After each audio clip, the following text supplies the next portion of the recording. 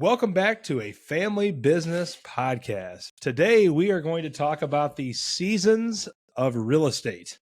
Aren't you guys excited? Yes, because it's sunny and it's 50 degrees right now. And something just happens in life when it gets warmer out there. You're just like, wow, life's great. It really, It doesn't just matter that what's going warm air in the sun. You know, earlier today, and you weren't here, but we live on a golf course, and they were out working on the greens. You guys, Yeah, they with were, the John Deere Gator. I did see them blowing off the greens with a Leaf blower. leaf blower. Yeah. So that must mean that maybe there's going to be golf soon. Well, if it's in 2 days, I think that would make a lot of people happy because I've got some friends coming in town. So Oh, you might. So be by a playing lot of people, golf. you mean you and your friends? Yes. Yeah.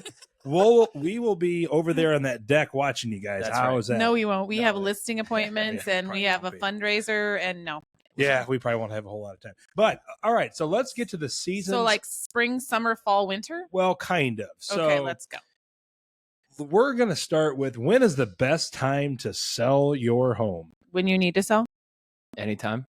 I would agree with both of you guys. There's no better time than right now. But in the real estate market, in the Midwest, in the Quad Cities, over the last 25 years, it's changed quite a bit of when the prime time. Since COVID. Since COVID, especially, but even before then with the travel teams and how that's all changed. Back when I was younger, it was in the spring. That's when you played baseball. Define spring. Spring would have been from April through June. And then you had a month off or so, and then you got into football, and that was in August. It was really hot. And then you got into November, you got into basketball. And those were kind of your seasons. Now you have to pick one sport and you run with it. That's right. So that has affected what goes on in the real estate market as well, especially when you have younger families that have younger kids that are on these travel teams. So Assuming your buyer has kids and is a family. assuming, right, but they Could just be a solo business person. correct, but they do dictate the local market that, you know, a lot of people do have kids, and when they're ready, it's pent up. When they're ready, that's when the market's really hot. So in our past 25 years, we've noticed that the prime time now for selling a home, I'm going to break this down into 4 quarters. So there's 4 quarters to every game, right? And there's also 4 major pockets of when real estate is really busy and not quite as busy Historically. So we need a waiver disclaimer to the bottom of this.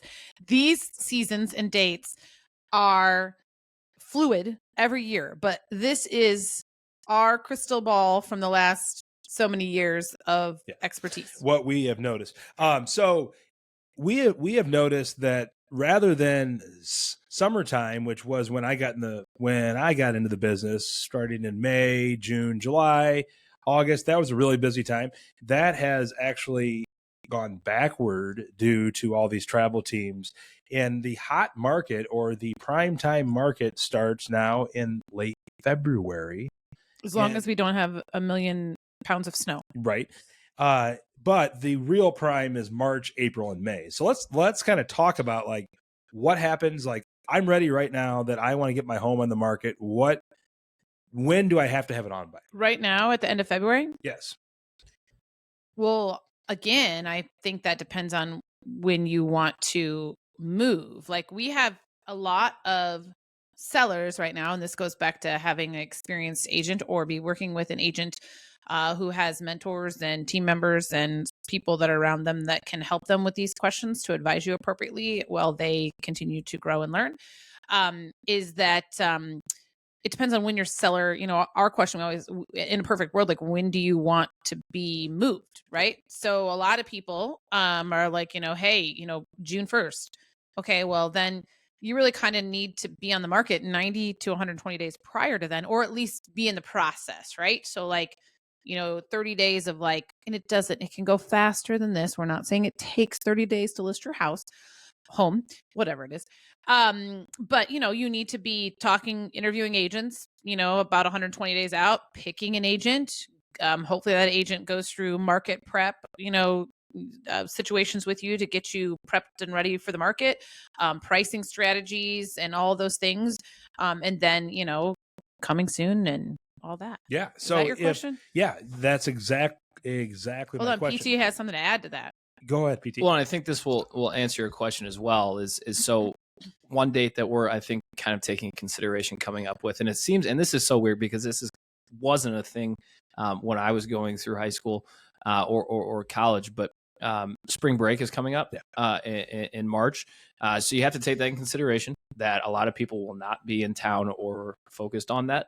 So you have to figure out, okay, so I don't know when specifically spring break is around here right now, but you want to make sure that you're not going on the market either a week or a week before that because, people's minds are in different places They at are. that point. Well, and I just had this conversation with a seller this morning because it is interesting.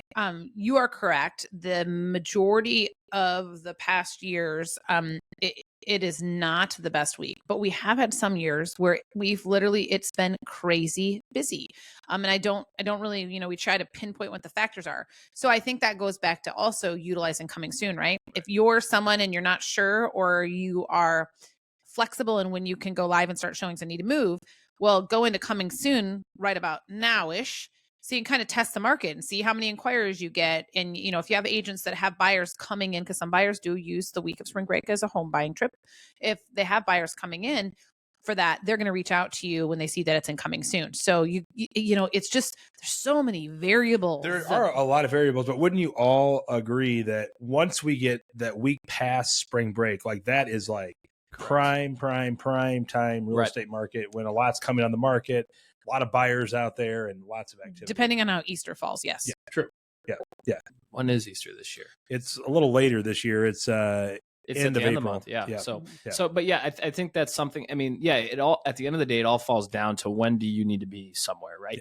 Yeah. If you aren't in a huge rush, then maybe it might be beneficial. And then we also go back to our market prep. What is the competition currently out there? So if there's no one out there, I mean, it might be best for you to just get it on as soon as possible if you're capable. Mm-hmm. So there, like you said, there's a million different variables, but that's why we are here to sort through everything with you and come up with the best plan specific to your property and how it will do in the current market. And it's not always the same, right? I mean, so every year is a little bit different. Like you said, it's very fluid. So now on the flip side, I'm a buyer, and I'm worried that, my gosh, I mean, there's not a whole lot on the market right now. When's there going to be more on the market? Crystal ball question, but when typically is there the most inventory? I mean, it depends on your price range for starters. I mean, that's, but I think that's really, I mean, let's face it, guys, in the last, 3-4 years, we just have an inventory shortage, period.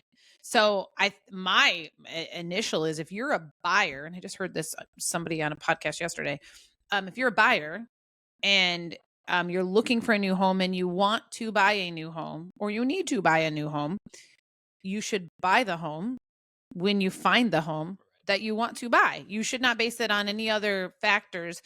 People get wrapped up in the interest rates, which those aren't changing for a while, guys. I mean, the latest prediction that I heard was like that they're predicting the average for this entire year will be like 6.5. Okay. So which, by the way, historically is not terrible. Yep. Correct. But no, I think if you're a buyer, I mean, you need to, you need to start looking at homes as soon as you think you're ready to buy. So then that, exactly, we say this all the time, like you'll have buyers that will call in off of a listing, and be like, well, I'm just looking. Okay. Well, that's great. But then if you're looking, figure out who you want as your agent and keep looking, because that's the only way that when the home is right home, regardless of whether it's spring, summer, fall, winter, 20 degrees below zero. That's how you're going to know that you found the right home. Yeah. No, that makes total sense. And I've always felt that spring, like right now, our prime, there's just more activity. So there's not necessarily going to be more inventory, but there's more buyers and more sellers in the market this time of year than there is, say, in our slowest part of the year, which we're just getting out of. And it kind of spills into it too, that it typically in our area, in my opinion, once the snow starts to fall and once it gets really cold outside, that's typically when it's not quite as busy, that you just don't have quite as much activity. So it typically happens between Thanksgiving and about Valentine's Day, where, like this last February, I mean, we have gone from 7 degrees outside as a high, -7 at night, to my goodness, just a couple of days ago, it was in the 50s. It's 50 degrees today. It's 50 degrees today. So there you go. And we're still in February. So like you said, very fluid. But is there any time of year, if you're selling or buying, that's maybe not the best time other than that December through mid-February? Those are kind of the months where there's not as much activity in general, right? Yeah. Well, the one thing I think we experienced last year, there were 2 different times that we kind of saw maybe a slow in our market was, and once again, from every price range, it just kind of depends. This is why these conversations are so interesting to have, because really it depends on the specific need. But school went back into, so school started last year, which was August. And then the election was also right around the corner. So that was definitely, we saw kind of, our YLOP, our lead generation system, had these market index graphs, and the big downturn was right around that time when kids went back to school and the election happened. I think everyone just kind of froze, and then it turned up again when the election was over.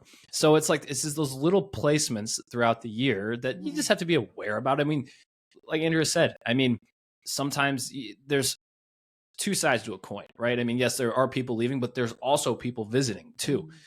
So you just got to take it in consideration. But yes, I would say kind of for me, what I've seen is when kids go back to school, that's kind of a dead time. Holidays, obviously, when people are traveling, are kind of the slower. So. Yeah, I was going to say, so I'm going to echo what you said, PT. You got the nail on the head there with the school. Like, it's about, for us, it's like state fair kind of plays a little bit of role in that. Right. But yeah, I mean, as you start in beginning of August, as you get closer to school until that second week in September, unless you're in election year, that definitely we start to see things trending down. The other time of the year, which is historically slow in our marketplace, is right around the 4th of July. The week before the 4th of July and the week after the 4th of July, I think there's 2, and that's just across the board every year. I don't see that we've ever seen a year where that was different. I think there's 2 variables to that. I think one is, you guys were talking about the traveling sports teams. A lot of them are done right about end of June. So people are taking those last minute vacations. Also, people get bonus vacation days because the holiday for the 4th of July usually. So they take vacations. And then also the John Deere Classic. That's usually right around the 4th of July, the week after. And it just is dead zone world, right? The other thing that's shocking, we're talking about specific times, is it's so weird because the end of July, or right around the end of July, when we have the BIX road race, it's not that it's busy, but it's every single year. We have people, because they come home every year to the Quad Cities for the BIX, and they're usually here for their week with their family. Every year we get the most random phone calls from people that want to see homes because they've been living in Colorado, being home, they've been talking about it, and now they decide they want to buy something and move back to the Quad Cities. So that's just an odd little thing every year. Right. Yeah, I would agree. And so that March, April, May through mid-June, really busy, and then you get into late June, July. Absolutely. I mean, it seems to be every year where there's a little bit of a drop. And then right after Labor Day, once everybody's back into school again, up until about Thanksgiving time, I like to always say traditionally that's our second busiest time of the year. Like, a lot of people just assume that, oh yeah, March, April, May, a little bit of June makes a lot of sense. You would be busy. And then probably the next would be, June, July, August. No, in my opinion, it's after that Labor Day time through about Thanksgiving, or when it gets cold. Right. It really hampers you guys' football schedules. Anyway, it is what it is. But it's the life we chose. But to continue on this too. And it's a great one. It is. And it 100% is. It's so weather dependent too. It is. Right. Yep. I mean, our area is so odd. We can go from -20 real feel to at sometimes get in the hundreds during the summer. Right. I mean, it is crazy to see the fluctuation. I mean, we hit all spectrums of weather here. And it's just kind of dependent on what that is. I mean, so yeah, people are probably more prone to move when it's on the hotter side than the colder side. But this winter, I mean, there's places in the South that have gotten more snow than us this year. And I feel like our winter market has been pretty solid and fluent. I don't think people are scared of the cold. If they can't physically get out because of snow, then that's the issue, right? And then kind of tying this whole thing up for buyers. I mean, if you're willing to move in the winter, I mean, that's probably your best time. The less competitive a situation might become. Yes, as everything works together, if there's more homes available, that most likely means that there's more buyers looking at those homes. So it's interesting to kind of just kind of see how the weather dictates our area quite a bit. Yes. Well, and I for sure, PT, I was thinking when you're talking, I mean, we have a buyer that had been looking for like the 6 month prior to the house that she, like, the prime months, probably, I guess she started in like June, July, all the way through, and lost out on so many homes because she was in that hot price range. And the house that she ended up getting, which, I think there was a little divine intervention from the Holy Spirit there, but she, it was a for sale by owner. And honest to God, she never should have got the house for the price she got it for. Number one, I think it was a for sale by owner, so I don't think they really knew any better. But number two, I just think there just wasn't as many people looking then because it was cold. And, she wasn't scared of the cold, and neither were we. And so she got a great house at a great price. Yeah, that all worked out very nicely for her. It's every year, though, it is very weather dependent. The one that always kind of shocks me is election years that we just came through, and how October traditionally, too, is a good time if you want to get a deal, right? So, well, plus you can just go trick-or-treating and look for houses. You can definitely do that.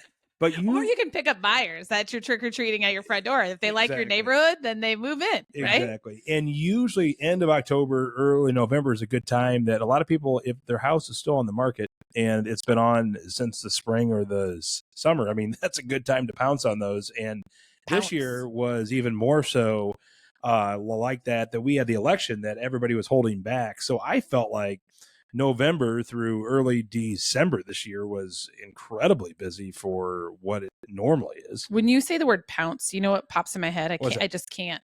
And you guys probably, neither one of you have Kellogg's Tiger? No. Have you ever watched the movie Beaches? No.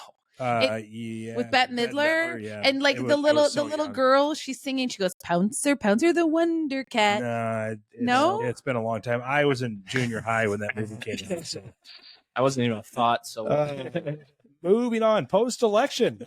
So how crazy busy? Wait, what year were you born? 99. Yeah. Oh, so you were 1 year old when Brad got his license. Yeah. Right. Just ahead of Brooke. Right. But yeah, so this last year, we always talk about, I mean, it's going to be like this. It's like going to be like this. I would argue the best time to buy or sell is always right now. Or build is always right now. But when you say right now, you're not meaning the date. You're saying right now, if it works for you. Like, get it going. I mean, like if you're ready. Let's look at the times of the year that you and I have bought houses, which it is kind of strange. They've all been in the fall. Yes. Right? Yeah. Right? One of them, remember when the home was pending, they had Christmas lights they had Halloween lights on it, didn't they? Remember that? Our old house down the road? Yeah. Maybe. I just know that I know that I was dressed in a Halloween costume because this was before I was in business with you, because we weren't even married yet, looking at this house, and we were engaged.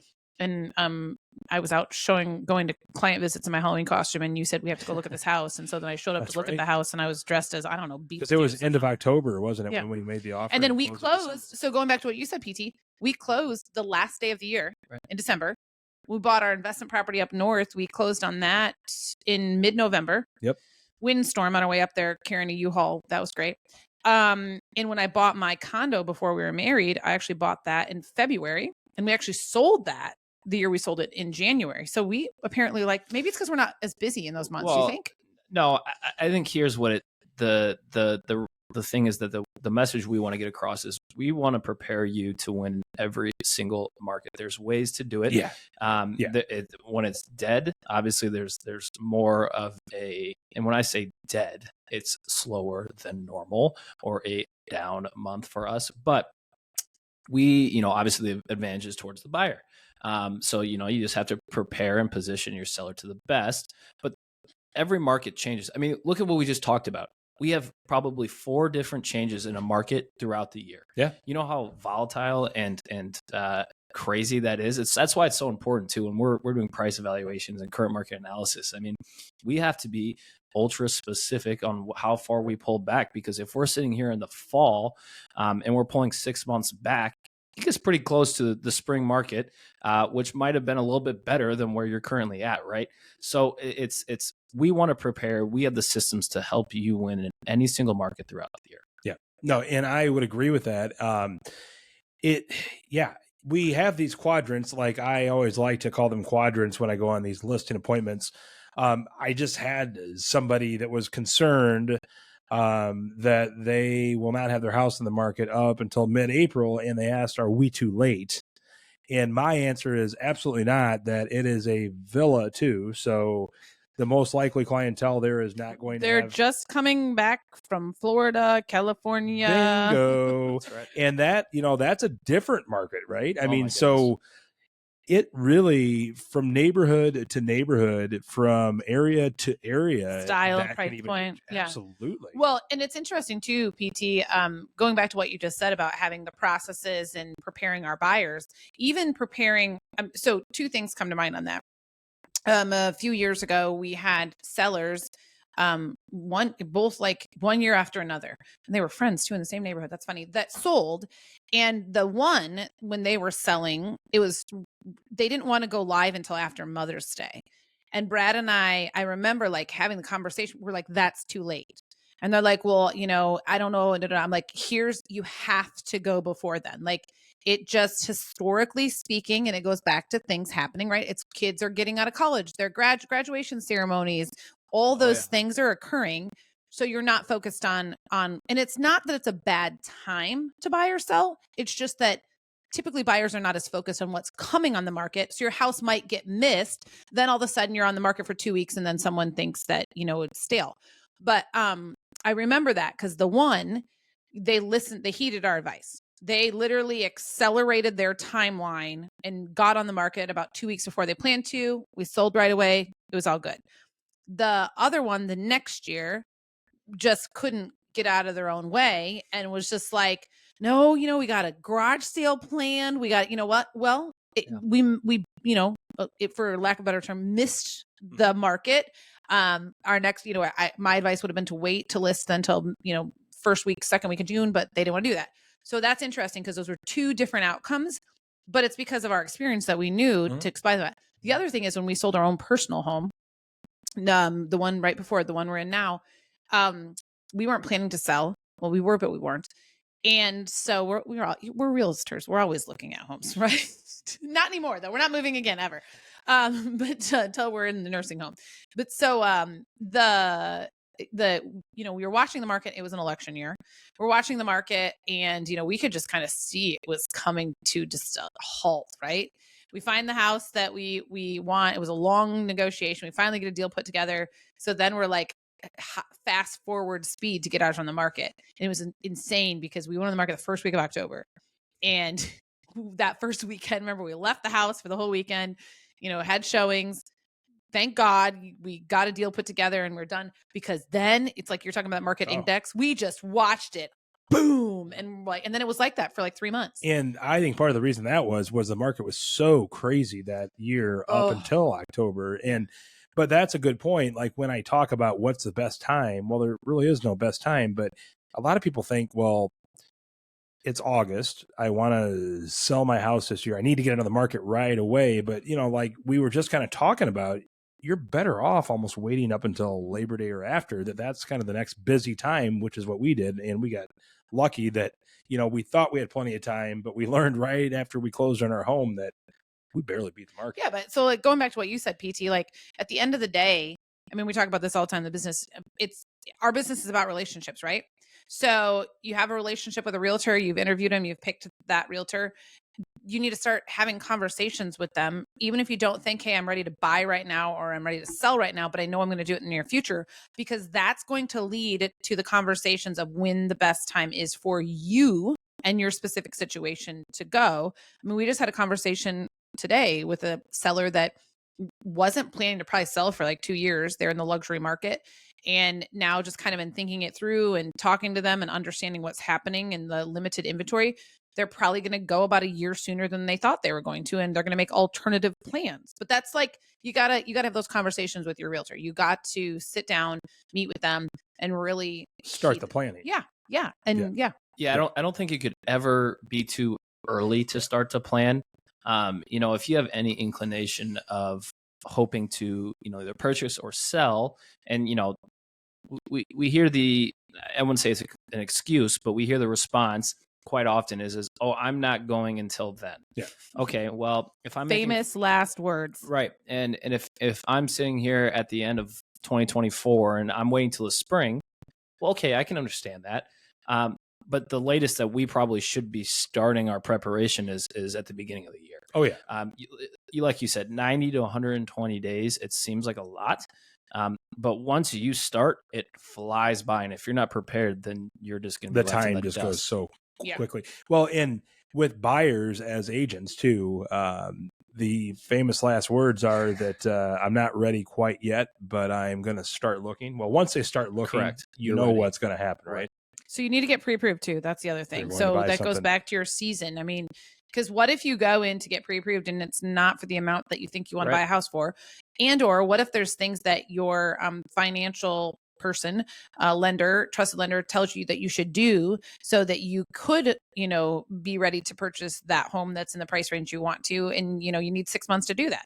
So those are things that, I mean, again, it's preparation. It's just like anything else. I mean, if you decide that you're going to run a marathon, you're not just going to, the marathon's in September. You're not going to just jump out there the weekend before and trial run it. I mean, you're going to prepare. And that's the same thing you have to do with buying or selling. And, regardless of what the weather's doing or what month it is, I mean, you need to prepare. Yeah. And from that buyer's perspective too, I mean, you could be right on the cusp of either obtaining a better financing or just a different payment, maybe just on a month's worth of work on credit or paying down debt. So just understanding of like, okay, so if I'm not super excited with this, how do we attack that? And if you just figure that out, if you're like, oh, I need to buy something here in the next month and you haven't done anything, then you're kind of out of luck. Exactly. So plan. So as we're getting into the spring market, how are we looking at 2025? I mean, is it going to be a regular year? No. Is it going to be busier? Is it going to be slower? Is inventory going to pick up? Do you want me to answer that question? Because you already know the answer to that question. Yeah.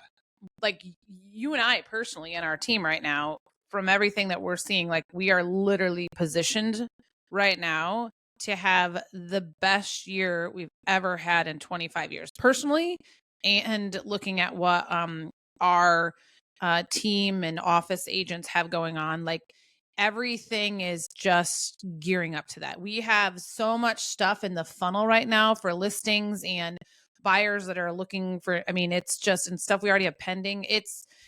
And everyone's kind of already said that, right? Because everybody's been pent up with the election year and the rates and yada, yada. And now it's just kind of like, okay, we're just going to do it. Yeah. But from like a 30,000 foot view too, I mean, we can just feel it overall. Our open houses have picked up tremendously. And it's real interesting too, to see with how our industry has changed, how open houses have come back quite a bit. Because I remember when I was interning, we would always get asked the question, are you going to, when we go on listing appointments, are we going to be doing open houses? And this is kind of right off COVID, and if it's still there, then maybe we'll do it. Yeah. Which it was never still there. Yeah. Right. And so like open houses have come back roaring, and people they're coming through. And I think a lot of people are using them, yes, they are interviewing the agent, all that kind of good stuff too, but they're interested on, what's my value in my home, all this kind of stuff. And so these conversations that are being held in these open houses too are unbelievable. So I think just with the amount of interest we've already seen so far this year, I think it's going to be an amazing year.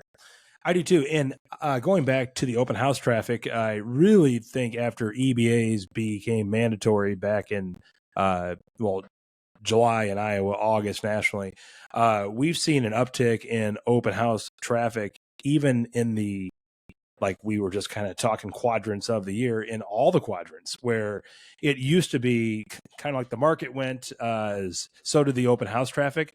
But we had open houses in the cooler weather that were very well attended, which in the years past, once it gets into that time of year, it's not quite as busy. And part of that could have been, the pent up from the election. Mm-hmm. Yeah, Right. Yeah. No. Yeah. I think this is a great discussion. Yeah. And it's always ever changing. It's never always the same. And once again, it's always good, to look into the future. Like, what's this podcast going to be like years down the road? Are open houses going to be busy still? How are rates going to be? All the rest of that kind of stuff. And I think it's all turning very positive. I think it'll be really fun, PT, when we have that party we talked about, when we celebrate the 100 years of BOEYE, in 2054 in Brad and Aaron, our wheelchairs. And we can pull out a couple of these podcasts and listen to them. Yeah. So remember, the best time to buy, sell, or build is right now. There we go. That's a wrap.